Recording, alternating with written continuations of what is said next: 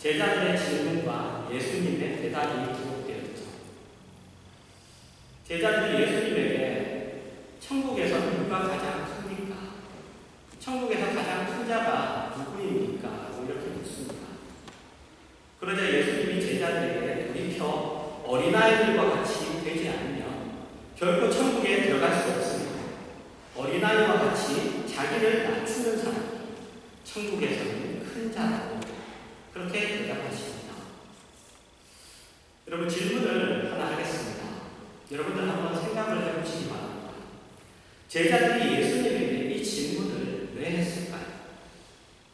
제자들이 예수님에게 천국에서는 누가 가장 크냐는 이 질문을 왜 했을까요? 어떤 생각 때문에, 어떤 생각이 들어서 예수님에게 제자들이 이 질문을 했을까요? 그들 마음에, 그들에게 어떤 생각이 들어서 예수님에게 천국에서 누가 가장 큽니까? 라는 질문을 했을까요? 그냥 즉흥적으로 그런 질문을 하지는 않았을 겁니다. 계속 마음에 뭔가 생겼어요. 어떤 생각이 계속 들다가, 어떤 물음이 계속 들다가 예수님이 천국에서는 누가 가장 큽니까? 라는 질문을 했을 때죠. 여러분, 그것을 우리가 알기 위해서 16장과 17장의 내용을 우리가 잠깐 볼 필요가 있습니다. 마태복음 16장 16절입니다. 시몬 베드로가 대답하여 이르되 주는 그리스도시요 살아계신 하나님의 아들이십니다. 우리가 잘 알고 있는 베드로의 신앙 고백이죠.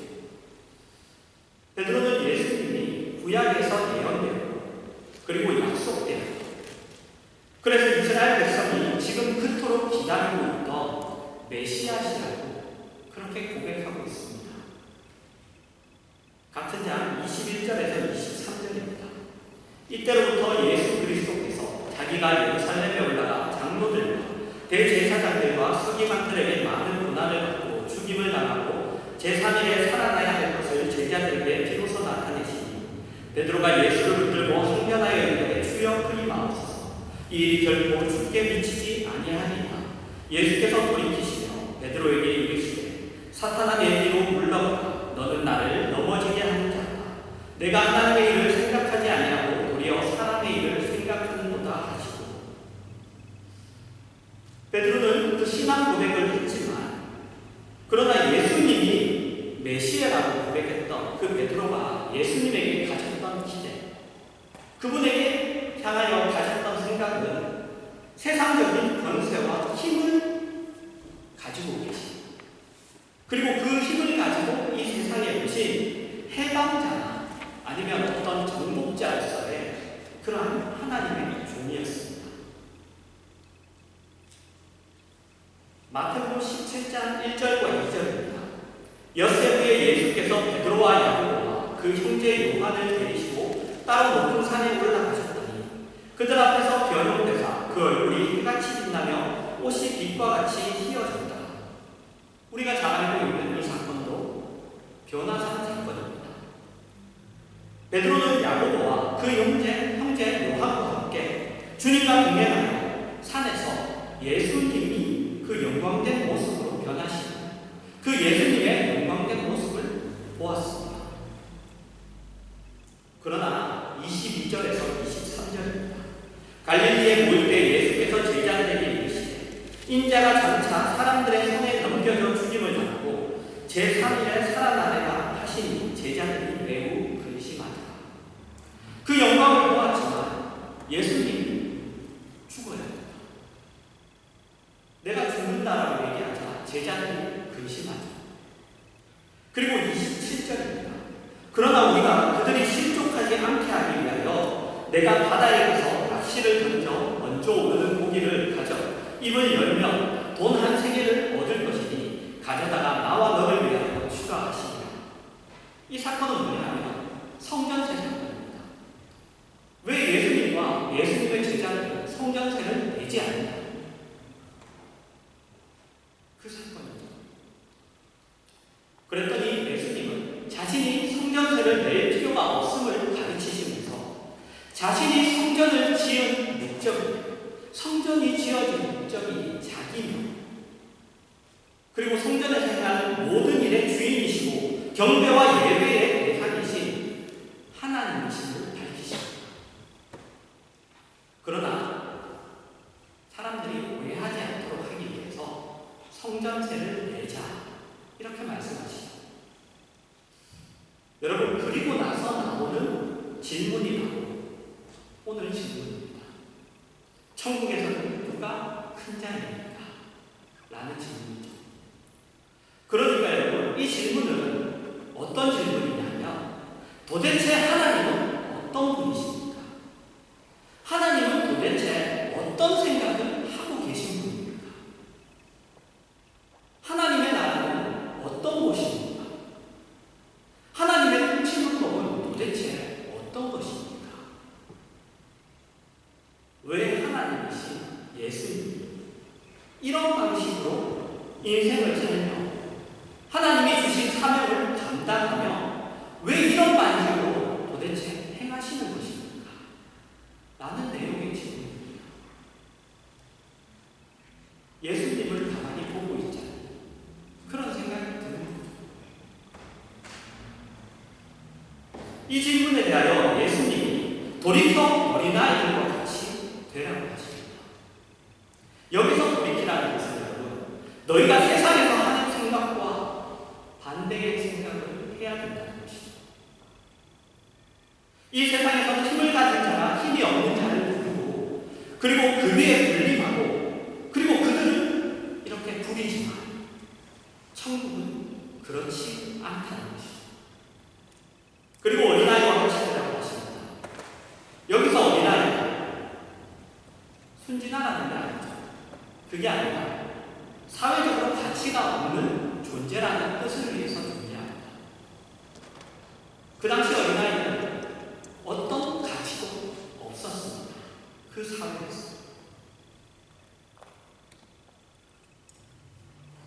여러분, 우리는 생각하기에 우리가 하나님을 향하여 가지는 어떤 열심과 복음에 대한 열정, 헌신, 또 죽어가는 영혼들 앞에 우리가 증거해야 할 진리와 영생에 속한 문제들, 이런 것들 때문에 우리는 하나님이 우리를 큰 자로 만들어주시기를 바랍니다.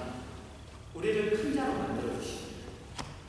그러나 하나님은 그렇게 하시지 않으십니다. 하나님은 뜻밖에도 이 세상에서 우리에게 어린아이와 같은 형편과 조건을 요구하십니다. 빌립보서 2장 5절에서 11절입니다.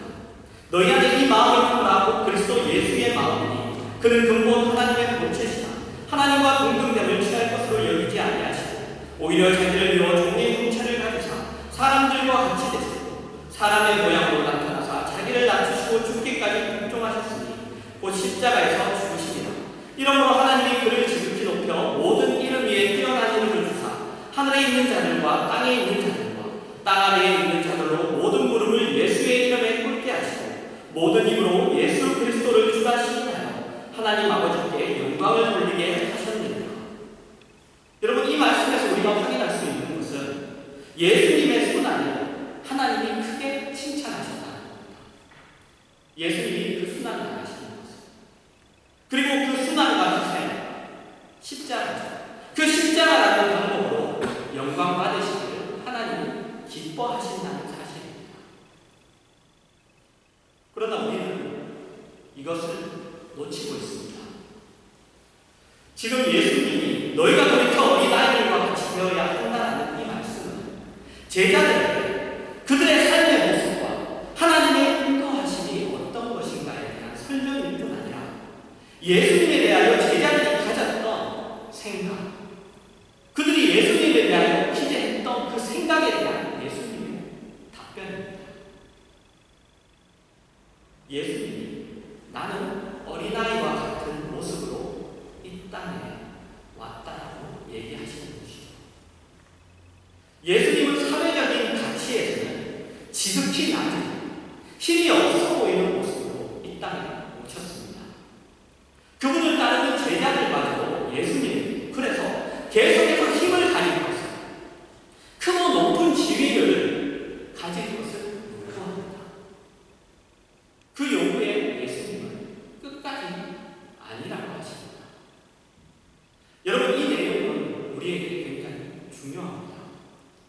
왜냐하면 우리의 존재, 우리의 형편, 이것이 예수님과 하나도 다를 바가 없기 때문이죠.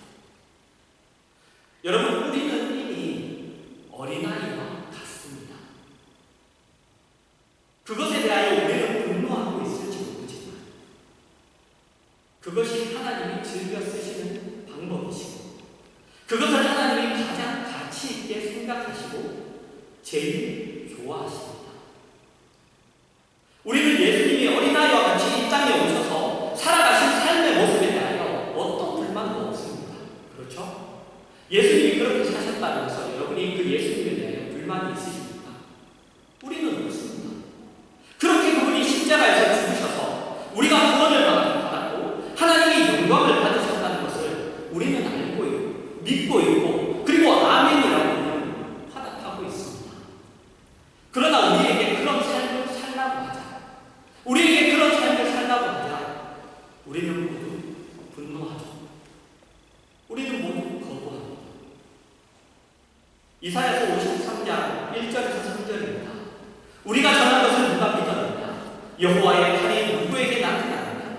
그는 주 앞에서 자라나기를 연한 순 같고 마른 땅에서 나온 뿌리 같아서 고운 모양도 없고 풍채도 없은즉 우리가 보기에 흠모할 만한 아름다운 것이 없더라. 그는 멸시를 받아 사람들에게 버림받았으나 강보를 많이 겪었으며 질보를 아는 자라. 마치 사람들이 그에게서 얼굴을 가리는 것 같이 멸시를 당하였고 우리도 그를 귀히 여기지 아니하였도다.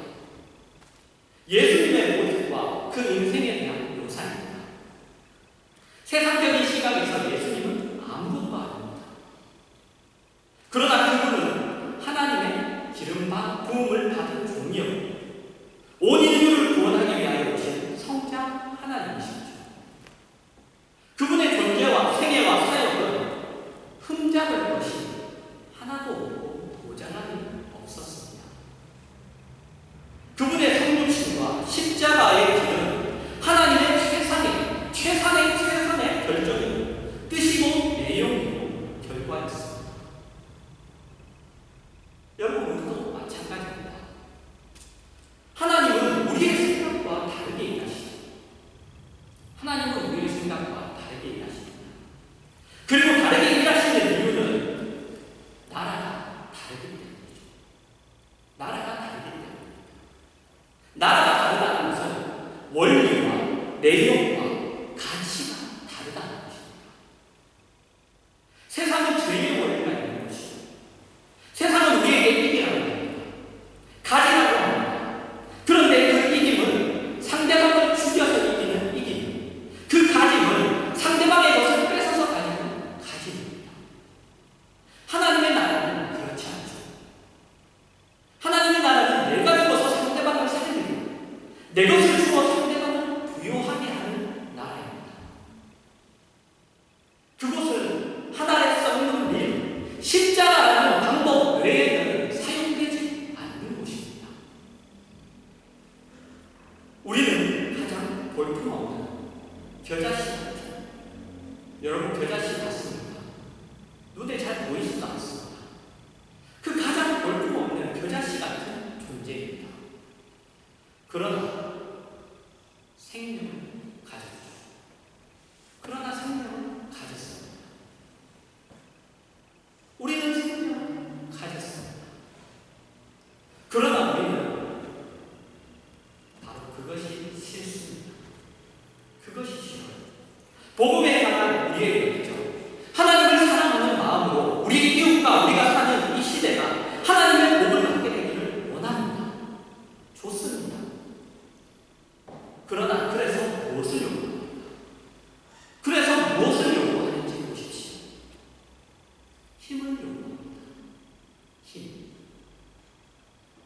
분림하는 힘, 정복하는 힘, 이기는 힘, 자랑하는 힘. 우리는 하나님이 일하시는 방법을 우리가 도대체 무엇을 가지고 있는지를 전혀 모릅니다. 어린아이와 같이 된다는 것이 무슨 뜻인지를 모르는 것이죠. 우리는 모두 위대해지려고 하고 영웅이 되려고 합니다. 힘을 가지려고 합니다. 그래서 영향력이 없는 것, 그것이 늘 불만이죠. 그러나 아닙니다. 예수님이 전혀 세상적인 힘이 없이 십자가를 지시고 죽으시자 제자들이 우리가 속았구나, 우리가 잘못 기대했구나, 모두 도망가 버렸습니다. 그러나 우리는 예수님이 하신 일이 무엇인지 압니다. 온 인류를 구원하는 일이었죠. 우리 모두를 새 사람으로 만드는 일입니다. 우리는 예수님이 가지신 어떤 특권들과 어떤 조건들을 하나도 빠짐없이 우리 모두는 다 가지고 있습니다. 예수님의 기도를 하나님이 들으셨듯이 우리의 기도도 하나님이 들으십니다. 예수님과 함께 하셨던 성령님이 우리와 함께 하십니다. 우리를 보호하시고 인도하시고 간섭하시고 계십니다. 이 땅에 오신 예수님이 하나님의 아들로서 가지셨던 어떤 특권들 중 그분이 존재적인 차원에서 하나님이셨던 것만 빼고는 우리는 하나님의 자녀로서 성도로서 예수님이 가지셨던 모든 것을 가지고 있습니다. 우리의 존재, 인생, 맡은 사역에 있어서 우리가 필요한 모든 것들이 우리에게 허락되어 있습니다. 그러나 우리는 그것을 쓸 줄 모릅니다. 그것을 사용할 줄 모르죠. 왜냐하면 내가 죽어야 된다고 생각하지 않고 분리해야 된다고 생각하기 때문입니다. 죽어야 되는 내가 힘을 가져야 됩니다. 이미 받은 특권들, 비상한 방법들을 사용하지 않고 끊임없이 쓸모없고 가져서는 안 되는 것만 달라고 하죠. 그러니까 자신의 성도의 그런 존재와 형편에 대해 마음속 깊이 분노와 절망을 가지고 있게 됩니다. 여러분, 세상이 우리를 몰라준다고 해서 우리가 쓸모없는 존재가 아닙니다. 세상에서 우리의 가치가, 세상적인 시각에서 우리의 가치가 없어 보인다고 해서 우리가 쓸모없는 존재가 아니죠. 우리는 놀라운 특권과 사명 속에 우리를 모든 것을 소유하고 있습니다. 소돔과 고모라의 운명이 의인 10명에 의해 결정됩니다. 우리가 하나님의 사람으로 존재하는 것보다 더 큰 역할은 없습니다. 그러나 우리는 이 일을 과소평가합니다.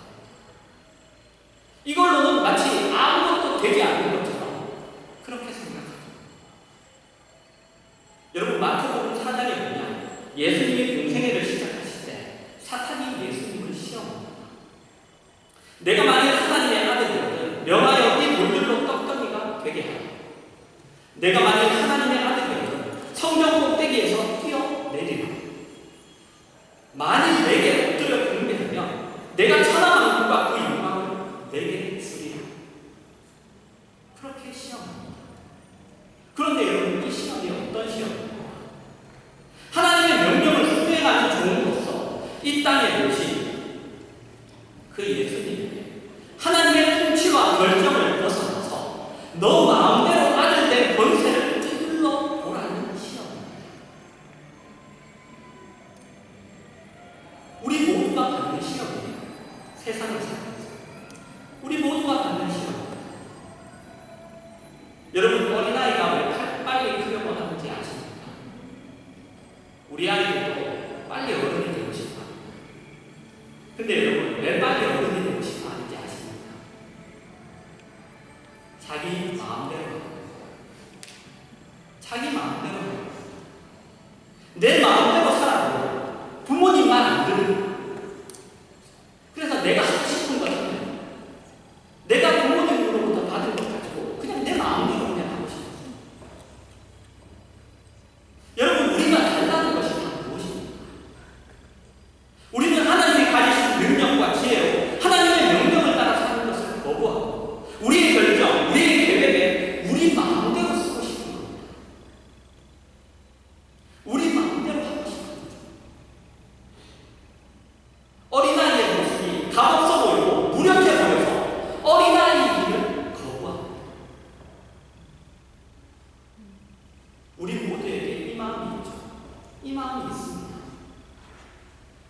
여러분, 죄의 본성입니다. 죄의 본성이에요. 우리는 세상의 질서와 가치에 훨씬 더 오염되어 있습니다. 여러분, 이것을 넘어서야 됩니다. 이것을 넘어서야 됩니다. 그러면 우리의 인생과 존재가 얼마나 큰 특권과 능력 속에 놀라운 그 인물 속에 있는가를 우리는 발견하게 됩니다. 그리고 우리를 통하여 하나님이 어떻게 영광 받으시는지를 알게 됩니다. 우리가 우리를 위하여 살지 않고 이웃을 위하여 살고 하나님을 위하여 살기로 작정하면 우리의 할 일과 우리가 가진 것이 얼마나 큰 것인지 우리가 발견하게 됩니다. 여러분, 예수 그리스도의 죽으심은 하나님이 제일 좋아하시는 방법이시고 하나님은 그런 방법으로 영광을 받으시기를 기뻐하십니다. 그것을 성경은 우리에게 동일하게 요구하고 있습니다. 돌이켜 어린아이와 같이 되라. 물론 이것이 게을러도 좋고 대충 살아도 좋다는 이야기는 아닙니다. 우리는 열심을 다해야 하고 최선을 다해야 합니다. 그러나 여러분, 그 최선은 언제나 십자가입니다. 그 최선. 그렇게 산다면 우리의 존재와 인생이 어떤 모습이고 어떤 형편이든지 세상이 뭐라고 하든지 그렇게 산다면 우리의 인생과 우리의 존재는 값진 것이고 최상의 것입니다. 여러분 자신이 이 복된 조건 속에 있고 그리고 이 기적에 부름을 받고 있다는 것을 여러분들 확인하셔서 내가 이겼어. 내가 영향력이 없어서. 내가 가진 것이 없어서. 그런 모든 핑계를 버리시고 하나님의 사랑으로 여러분에게 주어진 인생 속에서 그 신앙을 살며 승리하시는 여러분들 되시기를 주님의 이름으로 축원합니다.